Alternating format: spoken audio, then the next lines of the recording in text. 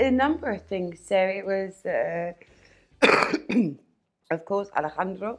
The fact that I get to play this really determined, go-getting shark, and the cast, like the people who were attached to the project at the time. So yeah, all of those things really, and of course shooting in Madrid because I kind of like Madrid. So yes, all of those things. Yeah, I think initially, when you're like the first couple of episodes, especially when he brings a direct descendants from La Fortuna's, the people that were on there, I think for sure the audience were like, well, yeah, give them the money, you know. I think he's very clever in the way he's done that. So I think like all good. I think that like all good stories, it's going to leave you questioning, conflicted. And that's what makes a good show, you know, to have a conflict, to ask questions. And if they delve a little deeper, they might realize that, maybe think, or maybe question that, does the Kingdom of Spain deserve it? Does Atlantis deserve it? Maybe none of them deserve it. Because for me, I still think that it landed in the hands of the wrong people, in my opinion. Every experience helps you grow as an actor and as a person, regardless of where it's at.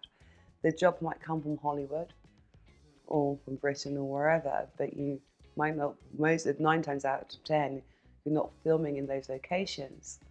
You know, you're not necessarily filming in Hollywood. You're probably filming in Vancouver, quite frankly, or Budapest. And those are things that are shot in Budapest, South Africa, New Zealand. You know, so the wonderful thing about this job is to be able to basically travel and experience all these beautiful different cultures around the world, and perhaps, you know, you might learn a little bit of language, sometimes not. But you know, that's a gorgeous thing. I think it's great, particularly what Netflix are doing at the moment, where they're really putting foreign, inverted commas, basically non-English speaking films at the forefront. And people are, it started off with like Swedish, but for us in the UK, there were a lot of Swedish films on the TV and they were subtitled, and that was a new thing. People didn't like watching things with subtitles. But I think people are becoming more accustomed to it now. It's not so unusual for English speakers, because the rest of the world is already caught up. But for English speakers, you know, to watch what films that are foreign to them. And I think that's a beautiful push. Yeah.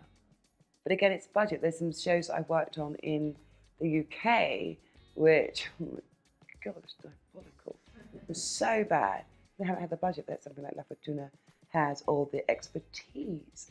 We had Saba's, I can't remember Saba's surname, but they're a family of camera operators. And they have a history. We talk about the history and culture and tradition and celebrating that. They come from a long line of cameramen. I know, but we're having such a good conversation. And you can see in his work and his pride. He's like, oh, it's Saba. You know, he's revered here, and it's a beautiful thing. I don't think Spain has anything to feel inferior about. This was a top-notch production to work on. Let me tell you that. Didn't I say it earlier to somebody else? I've never been treated so beautifully. Everything runs so smoothly. It's brilliant. Mode, and that's because of Mode, the production company, Mode.